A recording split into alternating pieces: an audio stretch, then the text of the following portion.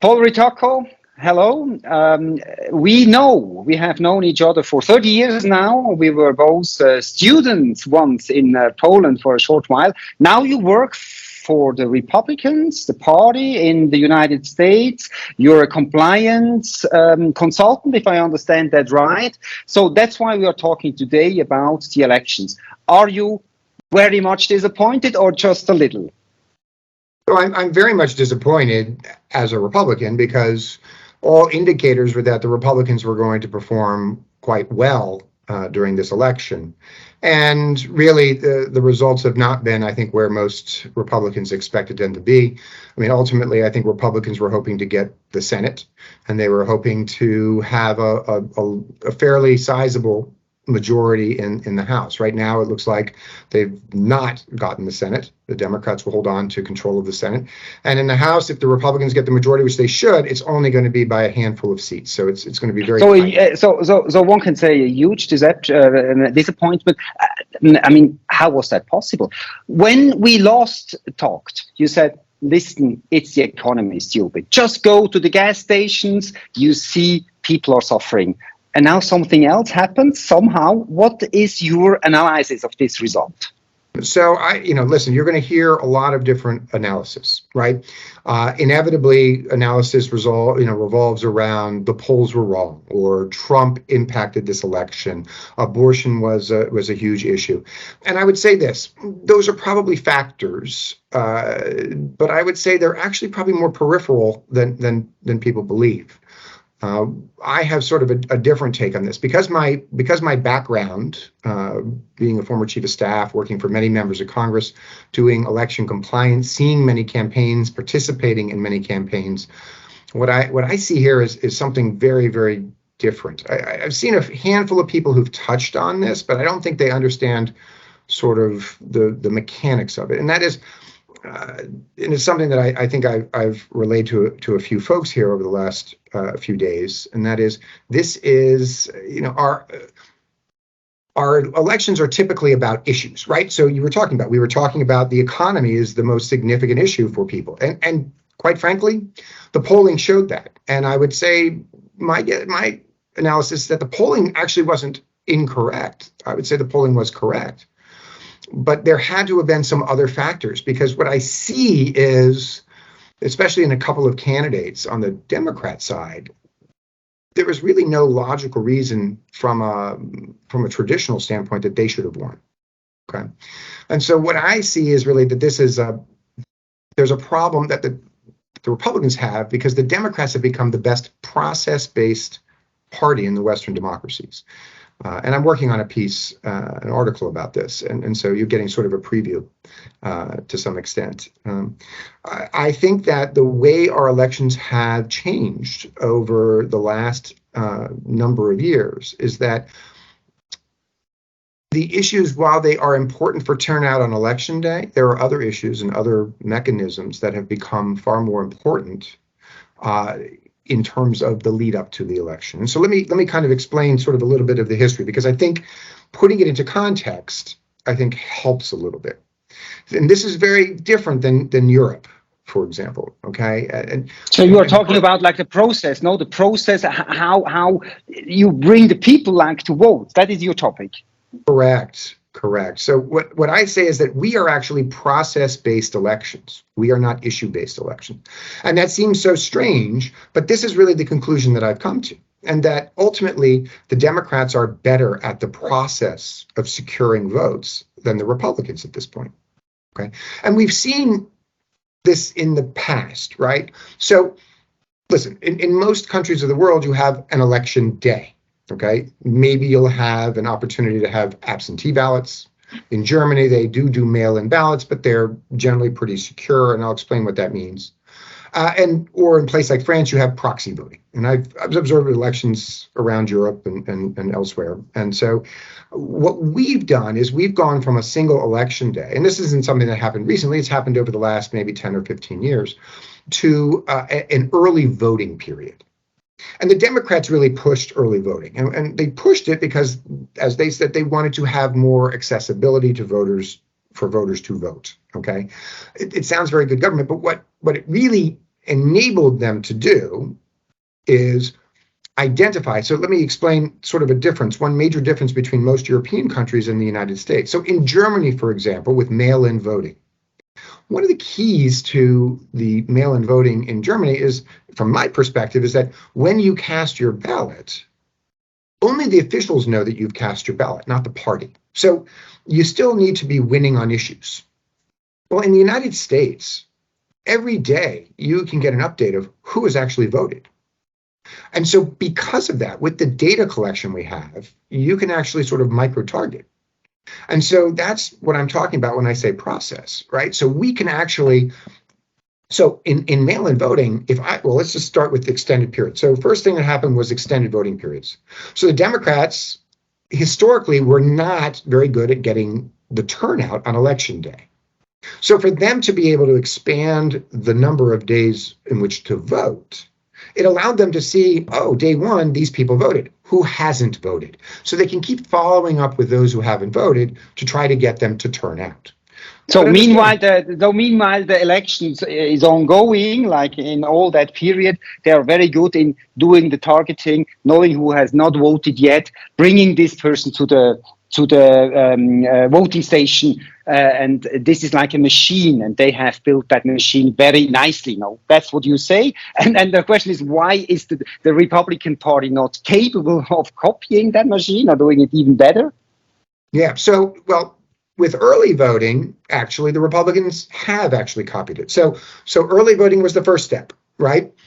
Then came community organizing. 2008, the Republicans, many of them, mocked Barack Obama as a community organizer. They went out, they registered a lot of new voters. Well, once they've registered those voters, it's now a matter of turning them out. So they were very good at being able to turn them out. What happened is the Republicans adapted to that. So Republicans now have a large voter registration operation and they have a large turnout operation. Then came COVID. And in COVID in 2020, the Democrats actually changed a number of the rules to provide for mail-in ballots. Not in every state, but in some of those key states, Arizona, in Pennsylvania, you have different types of mail-in ballots. And so as a consequence, what they've done by approaching it this way is they've actually been able to create what I call certainty, right? So think about elections as a math equation, because really every single election is a math equation.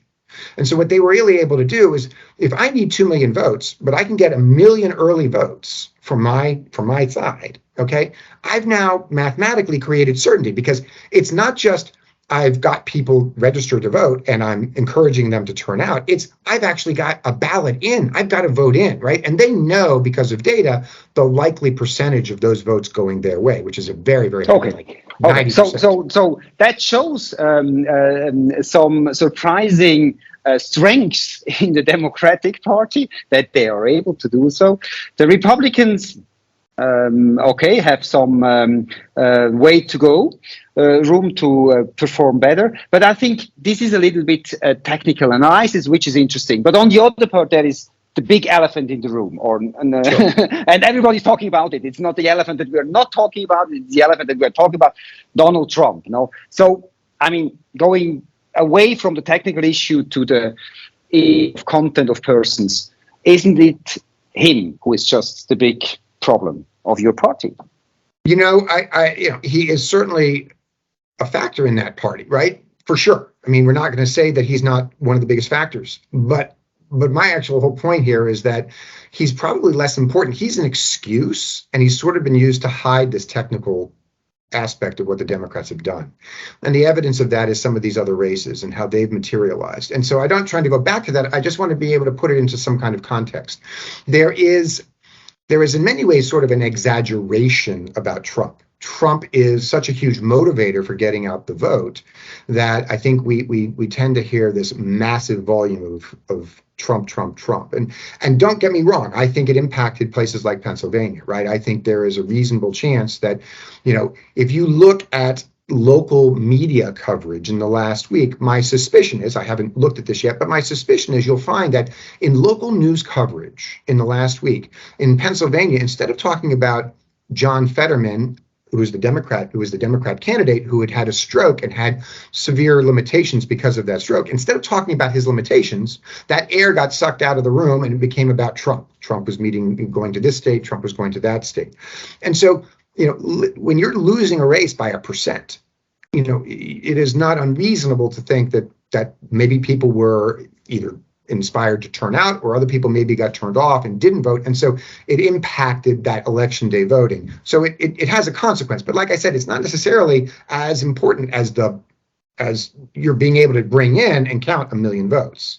So but then the question, but so you say he is important, he is a big factor, but maybe not a decisive one. Maybe he's also just a media subject, and of course we need that person. Like the media needs the person, needs Trump, loves Trump because it gives you so much attention.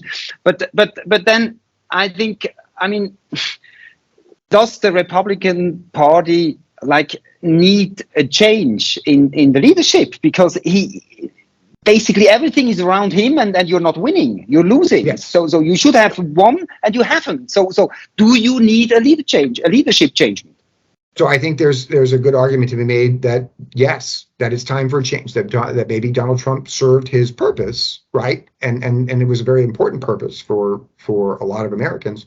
But maybe, listen, what I'd say is I tend to look at the math, right? And the math is that Ron DeSantis in Florida in particular, Kristi Noem in South Dakota, they were highly successful. They had the kinds of results. Now, those states don't have the mail-in ballots like some of these other states, right?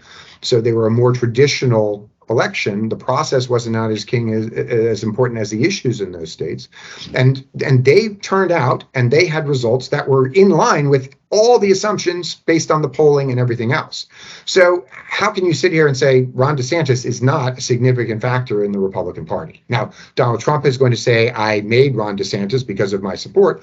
But ultimately, we always see throughout history, right, that there are important leaders who follow the next important, who are followed by the next important leader. So, maybe it is time, for a change. And I think ultimately the Republicans are going to have to decide that. And it's going to be some contentious, a contentious primary, most likely. I'm assuming that people will get in. If Donald Trump gets in, there'll be others who get in. And so it's going to be very interesting. And the Republicans are going to have the battle. Now, if you get 10 candidates in there, it favors Donald Trump winning, right? Because he's you assume that Donald Trump will announce his candidate. How do you say candidature? That he will candidacy. Candidacy. That he will be a candidate again for in 2 years presidential elections. So that will come. You're sure, or is there a doubt? Listen, nothing in life is sure, but there's probabilities, right? So there's a fairly high probability that he'll do this. Now the question is, will be, when? What's the timing? We had heard it could be, last week we heard there was going to be a major announcement, tomorrow. Whether that materializes or not, we will see. Okay, but you're an insider in the Republican Party, and I think President Biden said something interesting. He's an old man. It seems that he wants to continue. But the question to him was, well, what do you think of Ron DeSantis and Donald Trump? How do you see that fight between these two people, these two big guys on the Republican side? And he said something like, it will be a pleasure to see how they will destroy themselves or go after another. So we can just lean back. We, the Democrats, can lean back and take the popcorn out and have a wonderful spectacle. Do you think this is maybe this has been a wise sentence of him, that this will exactly happen and it will further do damage to your party, to the Republicans? I'd say this. I think primaries are a great opportunity for ideas to be expounded upon, right? Let's have a debate about ideas. One of the problems that we have in our society right now is that we've become so polarized, and it's very different. People ostracize people who don't say what is, kind of the groupthink on the left, that, somehow anything you say is if it's not what I agree with in terms of that world, you're ostracized, you're bad, you're terrible. And we're not having intelligent debates about the problems that we face. And so if we can have Republicans start having these debates about how do we want to move forward? How do we, there's been no leaders in the West generally that have any long-term strategic vision. It would be nice to actually have Republicans talking about that. And let's have a debate. Okay, what is our long-term strategic vision in the United States, engaging with the world, right? We don't really have that conversation. And so if I look at it this way, if Republicans start having that conversation, and it's an intelligent conversation, which it certainly could be, the Democrats are going to have a problem because they're not engaging in this. And so people are going to, listen, people want solutions to problems. People want to feel like their needs are being met. The more Republicans talk about those needs and debate helping people, I think the more attractive ultimately that could become for the American people, because they're sitting here saying, at least they're thinking about what our needs are. At least they're debating it. You know, oftentimes in leadership, it's not doing something, it's listening. And if you're having debates because you've been listening to people and their concerns, they're going to feel like they've been heard. And that's a really huge point. Would be a new thing if Donald Trump listens. But okay, we'll see. But maybe Ron DeSantis will listen, or others, and then maybe Trump is also adapting. It's going to be interesting. One thing that interests me is this talk about like we are that close to a civil war. No, what we can see from Europe, no, from Switzerland. Well, these are really two parties, two different planets, almost. No leader inside that could build bridges. Is that observation correct? How will that proceed? Will it change somehow? Okay, so a couple things. Number one, we are polarized. There's no doubt about that. But it's not like we haven't been polarized in the past either. So I think sometimes you have to put some historical context in. Okay, one of the concerns I have is making sure that people are getting a balanced perspective on things, right? And that's hard sometimes. But we have a long tradition of newspapers that took one side or the other. I mean, you go to Westfield, New York, the Westfield Republican. That was the very first Republican newspaper in the United States. You've got Republican and Democrat newspapers over history. I think. So having sort of partisan press isn't necessarily the worst thing, and it's not something that's new. And I'd say we were far more violent oftentimes in the past. But I think, when you're looking at sort of the split, I go back to the process-based election. So the process-based election actually is contributing to the split, because the whole goal is to turn out your voters. And so once again, it's not about the issues, it's about turning out your voters. So what do? You have to scream loud in order for them to hear. In order to scream loud, you tend to scream on the extremes. And both sides are doing it. And so I actually think that this mail-in ballot, the extended voting period, what it's contributing to is this divide. So if we can actually address some of that, when you're talking about issues, and that is the determining factor, and it's about turnout, oftentimes you have to moderate because you have to build coalitions, right? So now you could have an election like this one in Florida where there was no coalition building. People are unhappy with the direction of the country, and so they voted overwhelmingly Republican. But that's not always the case. And so you have to make your pitch, and you have to appeal to these coalitions and bring them together. That is the nature. In Europe, you oftentimes get alliances between parties, and that's built because of the certain number of votes each party gets, and you can build a coalition in that regard. Here, we have to build that coalition before Election Day. We don't do it after, right? We don't see how the results are and then say, I can pick these three parties to build that coalition. I've got to make that pitch beforehand, right? What's happened with process-based elections is you don't have to build a coalition. You pound your people, you get them out, right? So my whole thing is, what I take out of this explanation is it's almost impossible to have a bridge, to have like someone who unites the country if that's necessary. But from our perspective, it seems to be highly necessary. No, so what you say is it's not only the people, it's not just a person like Trump, who is just a special personality. It's the system who is like the two parties, and like it's almost impossible to have this. I don't think it's. Listen, I don't think it's impossible because we've been separated before. Okay, so for example, I believe the Republicans just simply need to level the playing field.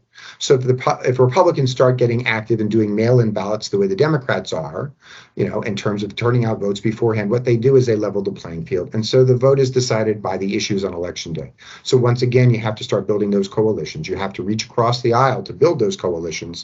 And ultimately, we're going to start moving back together. And so it's really the the dynamics, I believe, can change. It's not going to happen overnight. Okay, it's going to take some time, but ultimately, I always say we always are an evolving society in America, and so I'm always an optimist because I've seen it happen in the past, right? Historically, I mean, we've had our, the late 1800s are kind of a blah period in American politics. Arguably, we're in that same kind of a mindset. We had a president who won, lost, came back. Not saying that's going to happen this time, but I mean, the point is, it was close. We had, there were no great leaders, but, literally 15, 20 years later, all of a sudden, Teddy Roosevelt came along and we went into this dynamic where in the next century, we had probably 3 or 4 great leaders. So I believe we're going to see the pendulum start swinging back. You're an insider and you're an optimist. When the war in Ukraine broke out at the end of February, you went to the border in Poland, Polish-Ukrainian border, to help people. No, just went there. We were there. We have been there. We were there 30 years ago. Then you went back, tried to help the people, give them something to eat, do whatever you could. So you have, and you talked to people, small people in a way, and big people, politicians. You have some idea of the whole conflict. What do you think? When we talked last time, you told me that if Republicans win, if Trump comes back in a way, then the help for Ukraine will kind of end, the American help. Now, Biden has somehow won. So in that sense, the American help for Ukrainian and the army there continue. Okay, well, let me clarify. What I said before was that it wouldn't end; it would be held more accountable. I think there's a key. I don't think Republicans coming in is going to end aid to Ukraine, but a lot of money has been spent and there's been no accountability. So Republicans would certainly make that more accountable. So even if the Republicans only have a majority of a seat or 2 in the House, when they have the majority in the House, they will have more oversight. So I believe that I think you will see aid continue, but you're going to really see them trying to make sure that the money is getting where it needs to get. It's not getting stolen.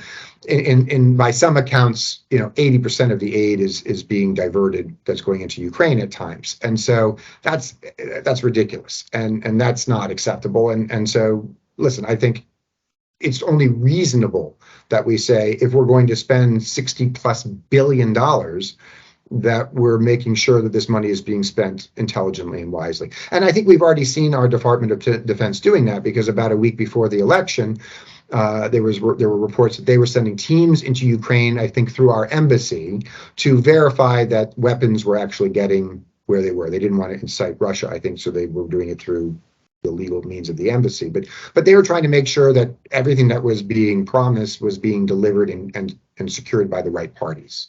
So, but does that mean so it continues like now that the Democrats have won in that perspective, that the big help of the United States for the Ukraine will continue, and so the war will go on? Or what is your analysis on that point?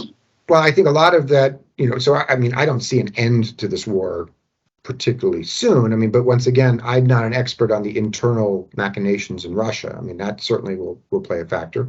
I would love to know what's going on internally in Ukraine. We don't really know what the Ukrainian situation is. I mean, we certainly hear about victories in battlefields or taking back territory, but we don't know what the costs are. I mean, we don't know how many people they're losing in securing these things. In some cases, very few, maybe in other cases, a lot. We just don't know. And so, there's a lot of unknowns. There's a lot of information that we're getting that's not necessarily full and comprehensive.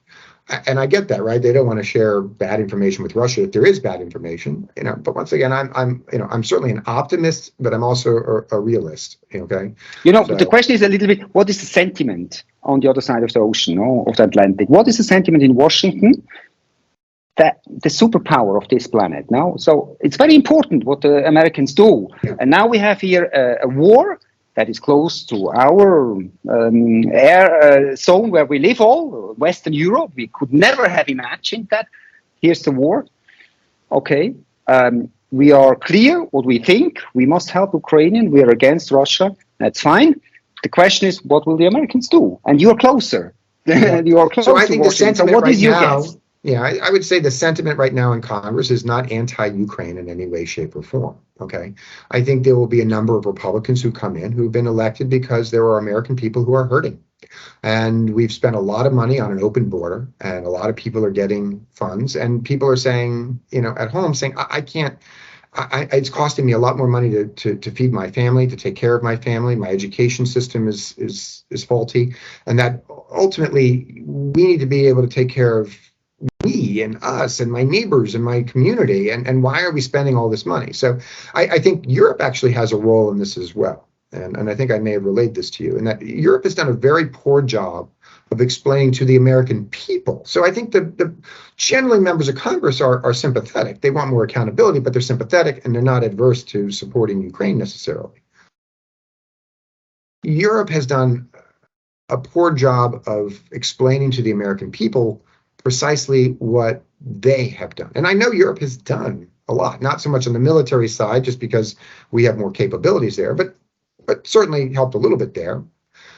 But what has Europe done in terms of money spent? There's no communications with the American people about that, right? And so the American people only hear a narrative of, we've spent over $60 billion, which is more than we spent in Afghanistan in many years, right? So they're saying we just got out of one war. Now all of a sudden we're spending 60 plus billion on another war. And the only way we pay for this is to borrow money, which is only, and or print money. And it's just increasing our inflation, and it's making my life that much more difficult, right? So and it's all for Europe, no? So the idea that you are explaining is, it's in the view of the American people, many is, well, but it's all for Europe. And why don't they support more, give more? It's somehow their problem, not ours. Correct. And so, and it goes to sort of the Trump idea of America first, right? Take care of our people first, which is not an alien concept in any nation, right? I mean, we see this in Europe all the time. We're working together, but got to take care of France. We got to take care of Germany. We got to take care of Poland, whatever. I mean, that's not abnormal thought for most countries, right? They're nationalistic, right? Looking ahead, next 2 years, no, you're in a constant election battlefield somehow, no? Each 2 years you have a big event now. So in 2 years' time, 24, there will be the presidential election again, whether with Donald Trump or with another one. We'll see that on the Democrat side of the Democrats, whether it's Biden or someone else. We'll see that. It's a split situation somehow. No, you might win. The Republicans might win the House. Maybe you have lost the Senate. But okay, what do you expect these coming 2 years? Will there be an America that has the strength to do something kind of, we are the most important nation of this planet. We are still a lively Rome of this century, or we are already like the Rome that is declining, that is falling apart. What is your sentiment in this point, whether America has the dynamics and the strength to be somehow the world's leader? Well, I'm going to talk about it in more practical terms, right? Because I think there will be moments of leadership and there will be moments when we're not. And I think we've got windows of leadership, because I think the election dynamics are going to play a significant role in this. So domestically, I think there's going to be a window for legislative accomplishments that's very small, and it will be in 2023, and it probably the best chance you have of getting anything done is from May until probably October, November of 2023. After that, we're getting into 2024 elections, and so it's going to be pretty partisan. You're going to most likely have a divided Congress, so it's going to be there's going to be a certain level of paralysis outside of maybe that short window to try to get some stuff done. There may be crises that pop up that we get some unanimity, but ultimately that's a problem. But it's also the same problem on international, a European, US type transatlantic world. Because Germany is certainly the significant player in Europe. I mean, not to demean the French, but ultimately Germany is the largest economic engine, and they do play a pivotal role here. So do the French have an important role as well, but if they're not able to work together, and I think politics plays a role there too. So I think 2023 is going to be the 1 year that you're going to be able to actually really start building transatlantic solutions okay? Because come 2024, we're going to be focused on this American election, and then Germany goes right into their election in 2025. And so I really see, and I think you talk to some other international experts, they're going to probably affirm what I've said, which is really 2023 is the key year and the window. So, then it becomes, is Biden capable? Because ultimately he's going to have to take the lead. Is Biden capable of leading there? And I'm not persuaded at this point. Okay, and that's not a Republican Democrat thing. I think there's a lot of complexities, and I'm just not persuaded. So we may have to wait a couple of years before you see American leadership that's beyond sort of these windows. That's extended leadership. But I do believe it's coming, because I think no matter what happens, I mean, listen, I think it's as interesting who the Democrats are going to select in 2 years as the Republicans.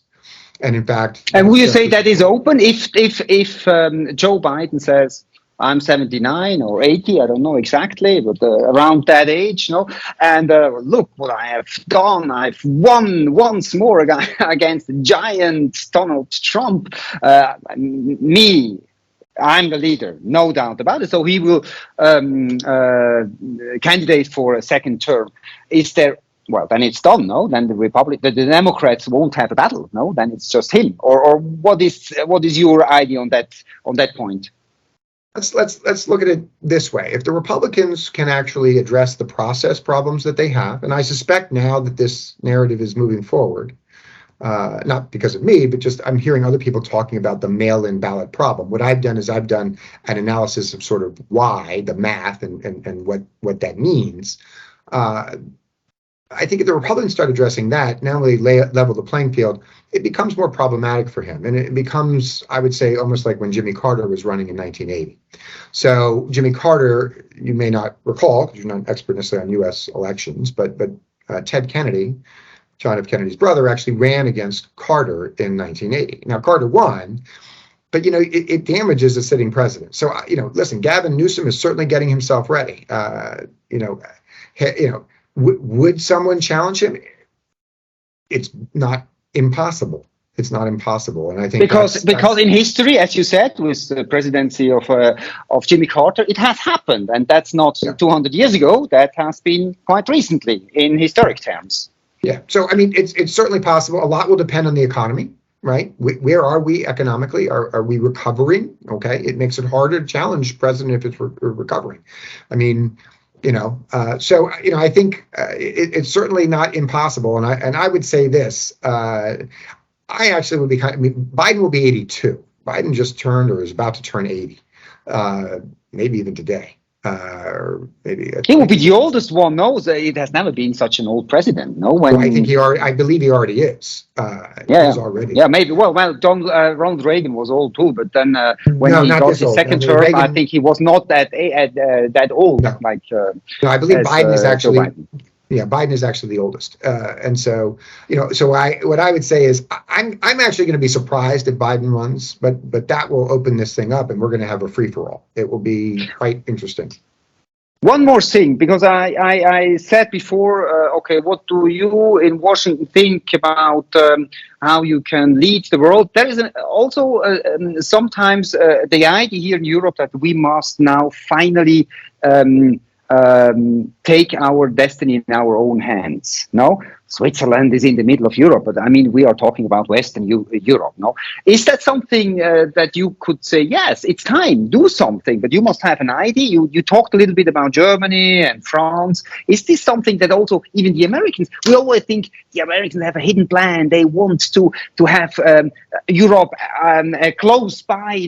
The Marshall Plan was just about this. Having Europe in the pocket.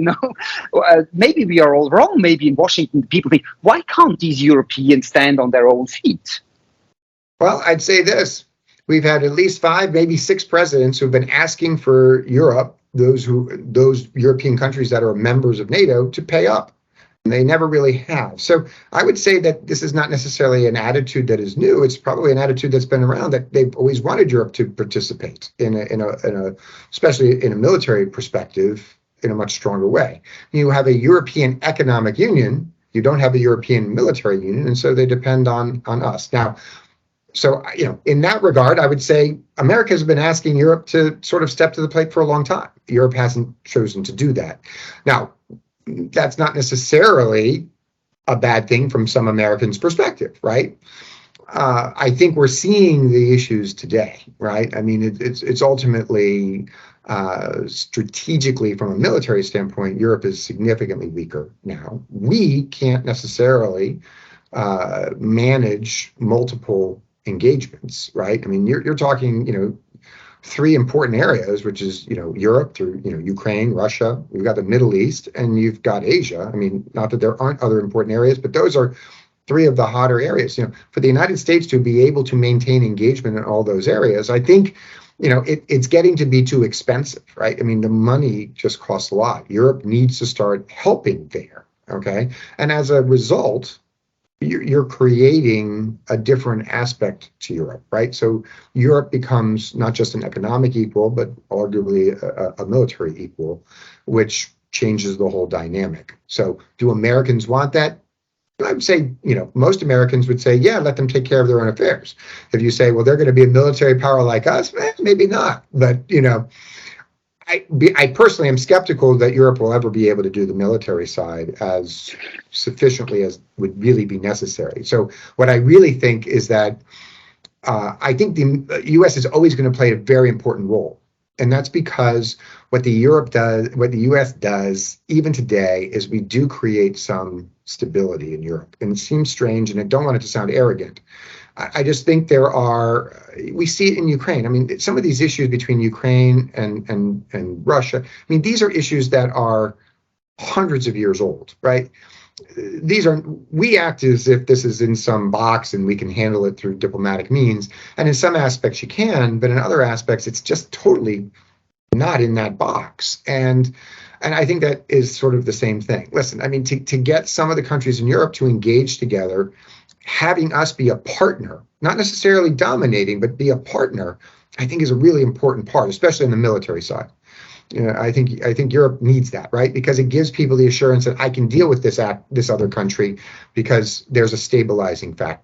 I think we are talking here in Europe. We're talking here in Europe a lot about this, but as you said, let's see whether this will materialize in some form and how this form will look like. Paul Ritacco, I do thank you very much for this half an hour or even more about the United States, and we got an interesting view from the other side of the Atlantic, we here in Europe, in Switzerland, and good luck, and we'll see, hopefully, in the future again. Thanks. Absolutely. Thank you very much, Lucas. I really appreciate the opportunity to share my thoughts with you.